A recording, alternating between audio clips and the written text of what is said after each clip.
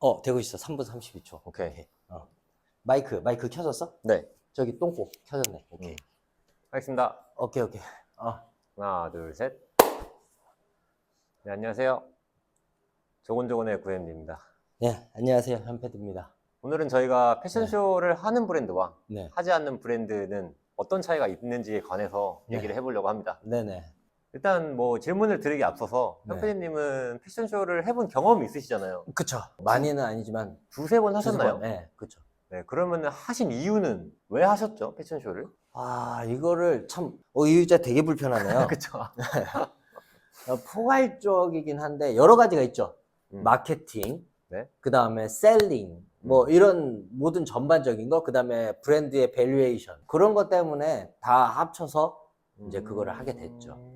그러면 이제 네. 패션쇼를 하는 브랜드가 있고, 네. 하지 않는 브랜드가 있는데, 네. 뭐 하는 이유 중에서 가장 큰 부분이 뭐라고 생각하세요? 그거는 각자의 브랜드의 방향성이라고 생각을 하는 게 가장 맞지 않을까 방향성. 싶어요. 네. 그러니까 우리 한국 시장을 생각을 해서 나는 판매에 주력을 두고서 브랜드를 운영할 거야. 이것과 나는 이 브랜드의 값어치를 두고서 브랜드를 할 거야. 이렇게 간단하게 심플하게 나누자면 그 정도가 되지 않을까요? 그럼 일단 패션쇼를 하는 브랜드들은 네. 그 자기네들 이미지 구축을 위해서 네. 어떤 차별화된 전략을 쓸까요? 일단 패션쇼를 어디서 하냐? 세계 3대 패션 위크. 이거 네. 되게 중요하잖아요. 그쵸. 네. 쓸 수 있는 정도의 내가 브랜드의 밸류가 되는지. 어떻게 설 수 있죠? 쓸 수 있는 게 여러 가지가 있어요. 내가 돈이 많으면 단독으로 해서 하면 돼.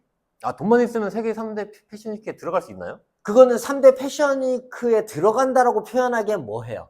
우리가 흔히 말하는 3대 패션 위크는 그 지역의 그 나라의 패션 협회에 등록을 해서 거기서 패션 위크 동안 그 홀 같은 거를 렌탈을 해서 내 시간에 내 날짜에 패션 협회랑 해갖고 하는 그런 거를 얘기를 하는 거고, 큰 브랜드들 같은 경우는 그거와 관계없이 패션 위크 시즌에 단독으로 그냥 어떤 성을 빌린다든지 유럽 같은 경우는 그런 로케이션을 빌려서 이제 바이어들이나 셀럽들이나 인플루언서 같은 그런 사람들 초청해서 그냥 진행을 하는 거죠. 단독으로.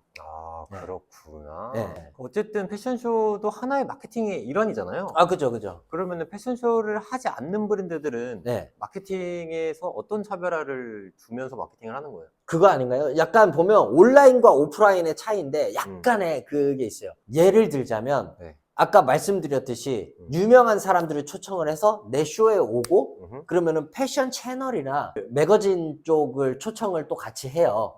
그래서 그거를 사진을 찍고 해서 소셜 네트워크에 올리잖아요. 그게 이제 얘는 패션쇼를 하고 사람들까지 초청을 해서 이게 전 단계고 후 단계로 이거를 2차 마케팅을 하는 게 사진이나 영상 같은 거를 올려가지고 유튜브나 SNS에 올리는 게 이게 2차인데 이 1차가 빠지고 온라인에 바로 이렇게 하는 게 패션쇼를 안 하는 브랜드들이 되겠죠.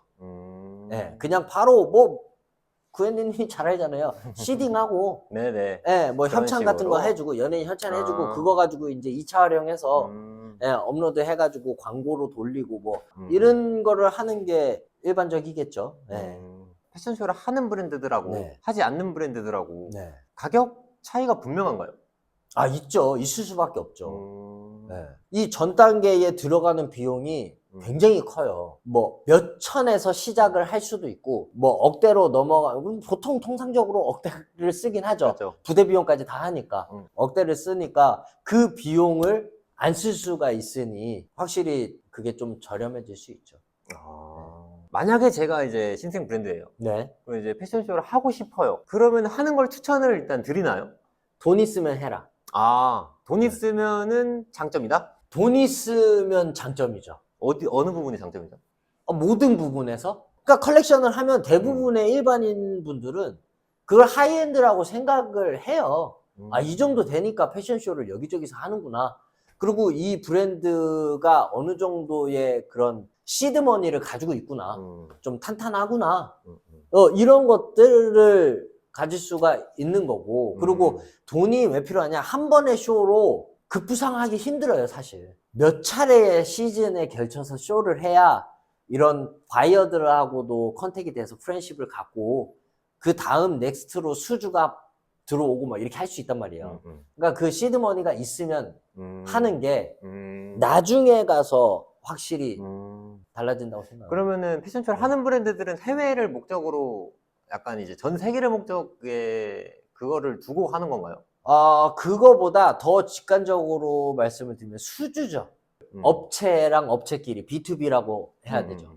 그렇게 수주를 받아서 판매를 하는 방식이 되는 거거든요. 그렇게 판매를 할 수도 있고. 그게 1차 거의- 목적인 거예요. 네. 그래요? 그게 1차고 그 다음에 내가 생산을 따로 해서 그냥 온라인에서 판매하는 거는 이제 2차가 되는 거겠죠. 네. 그럼 패션쇼가 브랜드에게 주는 네. 그 스토리텔링의 역할이 있을까요?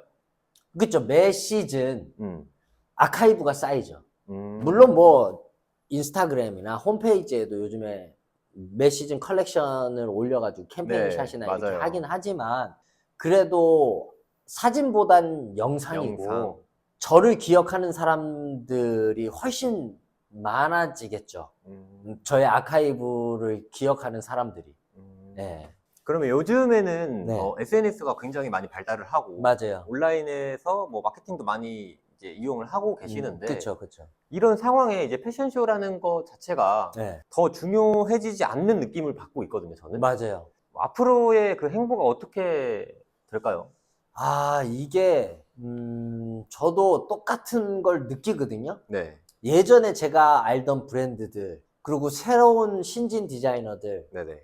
이런 사람들을 쭉 이렇게 보면 예전에는 대다수 패션쇼를 했어요. 그러니까 해외 브랜드들이. 국내 브랜드들은 뭐 지금이나 예전이나 비슷하지만 네.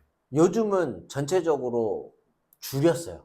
스몰로 한다거나 안 한다거나. 그게 온라인의 영향인가요? 그쵸. SNS의 노출이나 이런 것들로 충분히 거기에 들어가는 비용으로도 이렇게 할 수가 있으니까 내가 유명세를 가지고 있는 그런 브랜드가 아니라면 비용과 시간 그리고 노력 여부 이런 거를 모두 다 통틀어서도 몇 시즌을 그걸 해야지 될까 말까인데 그게 힘들고 그리고 스몰 브랜드들이 워낙 많아졌잖아요. 네. 그냥 개인 브랜드나 이런 게 많아지다 보니까 아무래도 그런 게 많이 좀 없어지고 안타까운 부분이기는 한데 이거 좀 막말해도 돼요? 네. 그거 안 해도 그냥 그냥 티셔츠 하나 만들어서 시딩 잘해가지고 그 이상의 매출을 낼 수 있는데 사람들이 패션을 생각하고 값어치를 중요시하는 것보다 요즘에는 그냥 휘뚜루마뚜루 패스트 패션 하는 게 좋은 의미는 아니잖아요, 사실. 좋은 의미는 아니죠. 네. 그런 게 너무 많아지니까 그 옷의 값어치가 그로 인해서 전체적으로 떨어지는 느낌? 네. 좀 약간 안타깝긴 하네요. 디자이너로서는 좀 그런데 그럼 또 디자이너로서 네. 이제 패션쇼의 역할은 얼마나 이제 중요하세요? 이거 간단한 예를 한번 들어볼게요. 네네. 국내 아더에러랑 앤더슨 벨이 있잖아요. 근데 앤더슨 벨은 지금 패션쇼를 하고 있잖아요. 아더에러는 안 하고 있잖아요. 네. 그냥 콜라보레이션이나 마케팅만 해서 하고 있잖아요. 네. 과연 이게 지속된다면 이 두 브랜드의 밸류가 어떻게 될지 생각을 해보셨나요? 지금 생각해도 저는 이제 아더웨어 쪽이 네. 더 잘 되지 않을까. 매출로는 지금 아더에러가 그쵸. 하는 그럼- 행보가 잘 될 수 있는데 네. 제가 말씀드린 건 이 밸류, 브랜드를 사람들이 생각했을 때, 인식했을 때 앤더슨 벨, 얘네 매 시즌 컬렉션 하는 컬렉션 브랜드잖아. 이렇게 생각이 들겠죠. 근데 아더에러 같은 경우는 아더에러를 안다고 해도 사람들이 생각했을 때는 로컬 브랜드라고 생각하겠죠. 그 밸류가 차이가 점점 커지겠죠. 네, 꾸준히 한다는 가정하에 네. 확실히 컬렉션 한 브랜드가 네. 스토리가 남고 역사적으로 이렇게 기록되면서 아카이브가 된다고 생각을 해요. 그리고 자부심이 있잖아요. 그러면 이제 패션 진행하는 애들이 있고 네. 진행하지 않는 애들이 있잖아요. 네. 이 두 브랜드의 생산 방식의 차이는 있나요? 그쵸. 어떤 차이가 있죠? 예를 들자면 지금 저와 같은 브랜드나 지금 현존에 있는 브랜드들은 매 시즌 거를 준비해요. 예를 들면 2024년 FW부터 준비를 해서 2025년 SS 거를 판매할 거를 준비를 해서 네. 2025년에 그냥 짠 하잖아요. 근데 컬렉션을 하는 브랜드들은 1년 전에 1년 전. 네, 1년 전에 준비를 1년 한 사이클 전에 준비를 해서 쇼로 선보이고 그 다음에 판매를 해요. 쇼가 끝나면. 그러면 수주를 받잖아요. 수주 받은 거를 6개월 정도 생산을 해서 그때 시즌에 맞게 SS 시즌에 맞게 쇼핑을 하는 거예요. 아, 네. 여기까지예요. 일단 저희의 질문이. 그래요? 네. 네. 뭐 다른 하고 싶은 말 있으세요? 뭐 하고자 하시는 분들이 있을 거 아니에요. 그쵸. 네, 나 컬렉션 하고 싶다. 이렇게 하고자 하시는 분들은 정말 1순위로 생각해야 되는 게 뭐니 해도 머니고. 뭐니 해도 머니. 네. 그 다음에, 저는 하고자 하는데 돈이 있다고 하면 적극 추천을 하고 싶어요. 그냥 단순히 옷 판매보다 패션을 하고자 하는 사람이다라고 생각이 드니까, 네, 그런 분한테는 진짜, 네. 또 잘 되면 국뽕도 차오를 것 같고. 아, 그죠. 네. 자랑스럽잖아요. 네, 오늘 저희가 준비한 영상 여기까지입니다. 네. 네, 다음에는 좀 더 유익하고 재밌는 주제를 가지고 조곤조곤 이야기 나눠보도록 하겠습니다. 네네. 네, 시청해주신 여러분 감사합니다. 감사합니다.